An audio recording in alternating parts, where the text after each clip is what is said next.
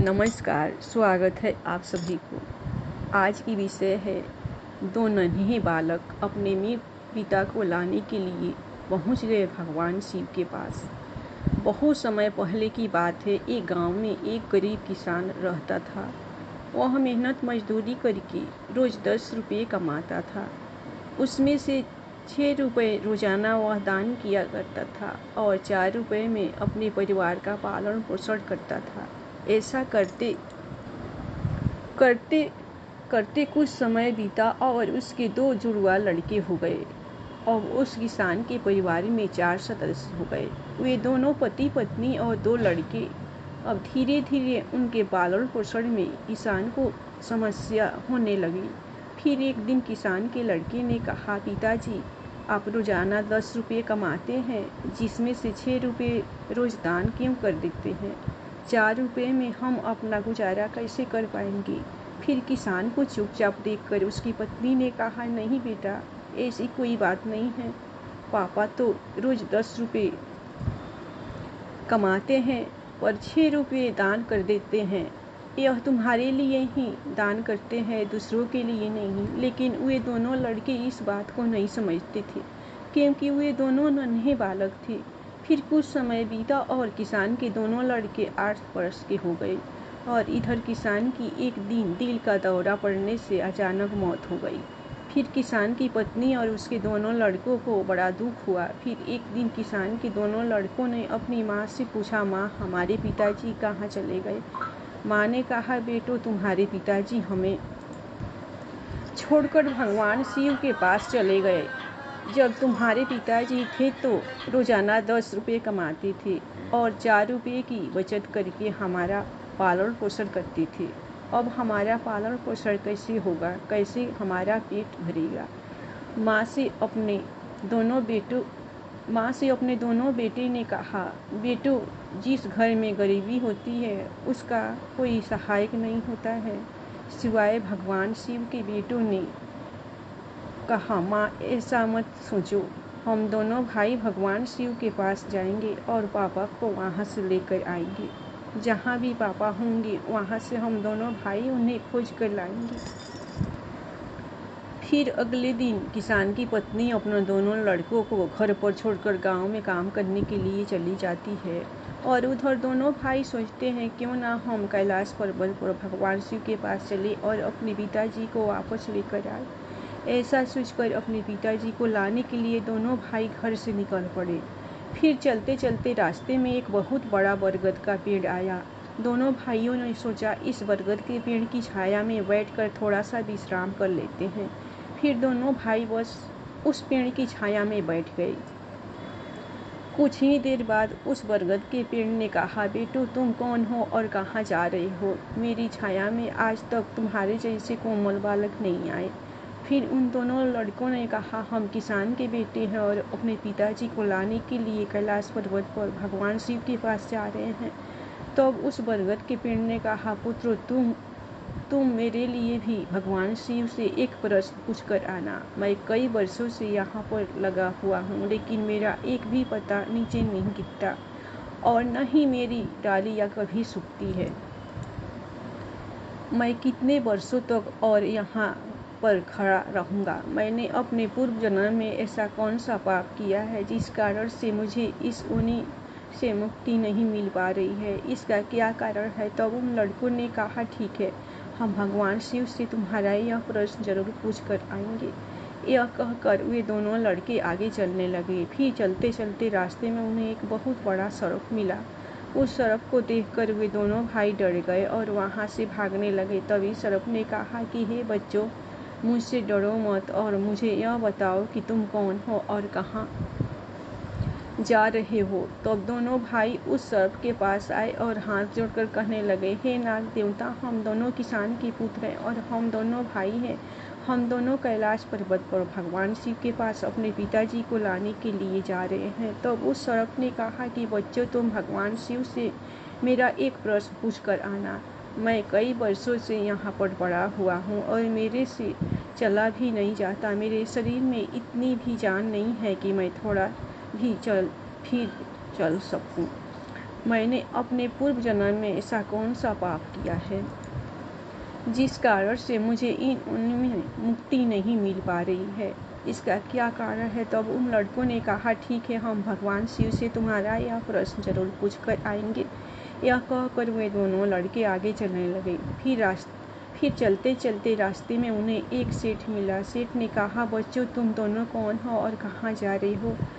तब उन लड़कों ने कहा, हम दोनों किसान के पुत्र हैं और हम दोनों भाई हैं। हम दोनों कैलाश पर्वत पर भगवान शिव के पास अपने पिताजी को लाने के लिए जा रहे हैं। फिर उस सेठ ने कहा कि तुम भगवान शिव से मेरा एक प्रश्न पूछ कर आना कि मैं लते हुए राहगीरों की प्यास बुझाने के लिए कई वर्षों से यहाँ पर कुआं खुदवा रहा हूँ, लेकिन इसमें पानी अभी तक नहीं निकला। मैंने अपने पूर्व जन्म में ऐसा कौन सा पाप किया जिस कारण से इस कुएं में अभी तक पानी नहीं निकला, इसका क्या कारण है। तब उन लड़कों ने कहा, ठीक है, हम भगवान शिव से तुम्हारा यह प्रश्न जरूर पूछ कर आएंगे। यह कहकर वे दोनों लड़के आगे चलने लगे। फिर चलते चलते रास्ते में उन्हें बहती हुई एक नदी मिली।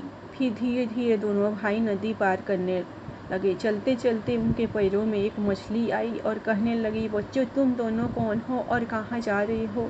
तुम दोनों बिना नाव के ही क्यों जा रहे हो। तो अब उन्होंने कहा कि नाव में बैठने के लिए हमारे पास पैसे नहीं हैं, क्योंकि हमारे पिताजी रोजाना 10 रुपये कमाते थे, जिसमें से रोजाना 6 रुपये दान कर देते थे और 4 रुपये से हमारा पालन पोषण करते थे। अब हमारे पिताजी घर पर नहीं हैं, अब वे भगवान शिव के पास चले गए हैं, इसलिए हम दोनों भाई उनको लाने के लिए कैलाश पर्वत पर भगवान शिव के पास जा रहे हैं। तो मछली ने कहा, बच्चों, तुम भगवान शिव से मेरा एक प्रश्न पूछ कर आना कि कई वर्षों से मैं इस नदी में ही भटक रही हूँ। मेरी 7 पीढ़ियाँ गुजर गई, परंतु मैं अभी तक इसी नदी में रह रही हूँ। मैंने अपने पूर्व जन्म में ऐसा कौन सा पाप किया है जिसके कारण से मुझे इस योनि में मुक्ति नहीं मिल पा रही है, इसका क्या कारण है। तो अब उन लड़कों ने कहा, ठीक है, हम भगवान शिव से तुम्हारे यह प्रश्न जरूर पूछ कर आएंगे। यह कहकर वे दोनों लड़के आगे चलने लगे। फिर चलते चलते दोनों भाई नदी के दूसरे किनारे पर पहुंच गए। दूसरे किनारे पर जाकर देखा तो एक मरा हुआ व्यक्ति पड़ा हुआ था। दोनों भाई उस मरे हुए आदमी को लांघ कर जाने लगे तो वह मरा हुआ आदमी कहने लगा, बच्चों, तुम दोनों कौन हो और कहाँ जा रहे हो। तो उन लड़कों ने कहा कि हम किसान के पुत्र हैं और हम दोनों भाई हैं। हम दोनों कैलाश पर्वत पर भगवान शिव के पास अपने पिताजी को लाने के लिए जा रहे हैं। फिर उस मृतक ने कहा कि तुम भगवान शिव से मेरा एक प्रश्न पूछ कर आना। मेरा शरीर कई वर्षों से इस नदी के किनारे पर ही है। कभी कभार पानी की हिलोरों से अंदर भी चला जाता है, लेकिन वापस बाहर निकल कर किनारे पर आ जाता है। न तो मेरा शरीर गलता है और न ही सड़ता है। इतने वर्षों से जैसे का तैसा है। मैंने अपने पूर्व जन्म में ऐसा कौन सा पाप किया है जिसके कारण से मुझे इस शरीर से मुक्ति नहीं मिल रही, इसका क्या कारण। तो अब उन लड़कों ने कहा, ठीक है, हम भगवान शिव से तुम्हारा यह प्रश्न जरूर पूछ कर आएंगे। यह कहकर वे दोनों लड़के आगे चलने लगे। फिर चलते चलते वे दोनों भाई कैलाश पर्वत पर भगवान शिव के पास पहुंच गए और हाथ जोड़कर भगवान शिव से दोनों भाई कहने लगे, हे भोलेनाथ, हमारे पिताजी कहाँ पर है। जब हमारे पिताजी घर पर थे तब वे रोजाना 10 रुपये कमाते थे, जिसमें से 6 रुपये तो रोजाना दान कर देते थे और 4 रुपये से हमारा पालन पोषण करते थे। अब ये घर पर नहीं है तो हम दोनों भाई, हमारी माँ भूखे मर रहे हैं। आप उन्हें जल्दी से हमारे साथ हमारे घर पर भेज दीजिए। फिर भगवान शिव ने कहा, ठीक है, मैं तुम्हारे पिताजी को घर पर भेज दूंगा, पहले तुम दोनों भाई यहाँ पर बैठो। भगवान शिव ने उन दोनों लड़कों को अपने पास में बिठाया और उनको भोजन कराया और भोजन कराने के बाद पूछा कि तुम्हें और क्या चाहिए। फिर उन दोनों लड़कों ने रास्ते में जो जो मिले उनके प्रश्न भगवान शिव से पूछे। फिर भगवान शिव ने उन सब प्रश्नों का उत्तर दिया और कहा कि जाते समय उन सबको उनके उत्तर बताते जाना। फिर भगवान शिव ने कहा कि तुम दोनों अपने घर पर जाओ, तुम्हारी माँ तुम्हारी राह देख रही है, तुम्हारे पिताजी तुम्हारे घर पर पहुंच जाएंगे। फिर दोनों भाई भगवान शिव को प्रणाम करके वापस अपने घर के लिए चलने लगे। चलते चलते रास्ते में सबसे पहले उन्हीं उन्हें वही मरा हुआ आदमी मिला जो नदी के दूसरे किनारे पर पड़ा हुआ था। दोनों लड़कों को देखकर वह मरा हुआ आदमी कहने लगा, बच्चों, तुमने भगवान शिव से मेरा प्रश्न पूछा था? तब उन्होंने कहा, हाँ, हमने भगवान शिव से तुम्हारा प्रश्न पूछा था। भगवान शिव ने कहा कि तुम पहले बहुत बड़े विद्वान थे, परंतु किसी को भी अपना ज्ञान नहीं बांटा। तुम अब मर गए तो ज्ञान तुम्हारे अंदर ही अंदर फूल रहा है। जब तक तुम अपना ज्ञान किसी को नहीं बांटोगे, तब तक तुम्हारी आत्मा को शांति नहीं मिलेगी। उस मृतक ने कहा कि बच्चों, अब ऐसी हालत में मेरे पास ज्ञान लेने के लिए कौन आएगा?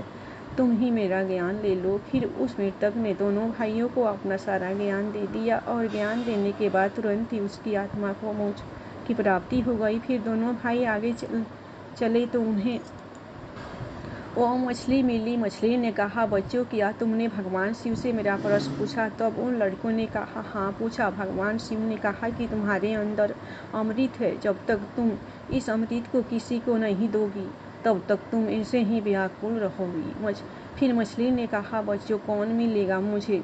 तुम ही मेरा अमृत ले लो। फिर मछली ने अपना अमृत उन दोनों बच्चों को दे दिया और अमृत देते ही उस मछली की आत्मा को मोक्ष की प्राप्ति हो गई। फिर दोनों भाई आगे चले तो चलते चलते वहीं सेठ मिला जो राहगीरों के लिए कुआं खुदवा रहा था। उस सेठ ने दोनों लड़कों से कहा, बच्चों, क्या तुमने भगवान शिव से मेरा प्रश्न पूछा? तब उन्होंने कहा, हाँ, पूछा। भगवान शिव ने कहा कि आपके घर में दो जवान कन्याएं हैं, कुंवारी बैठी हुई है।